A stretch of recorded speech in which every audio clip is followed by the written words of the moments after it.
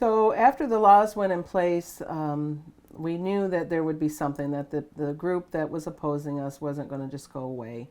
And they didn't. So they first came out with a ballot initiative where they were trying to gather enough signatures to put this onto the ballot in 2024.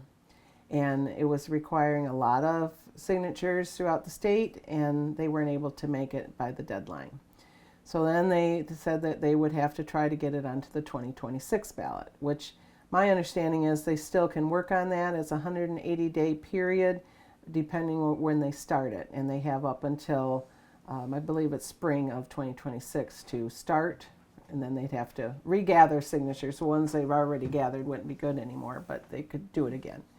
But now they're putting out a class action lawsuit where they're contacting townships in Michigan wanting them to pay money for a group of attorneys to represent them to try to counter the changes that the Michigan Public Service Commission put in place in their guidelines for the townships.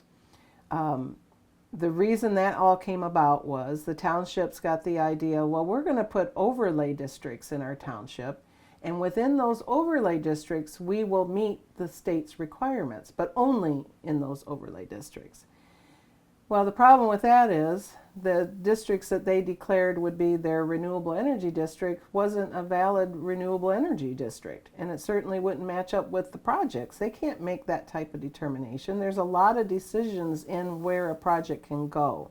It can't just go anywhere.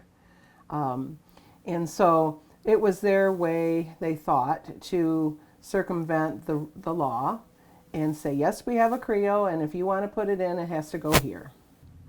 The Michigan Public Service Commission found out that townships were implementing these overlay districts and knew that that was simply a means to circumvent the law.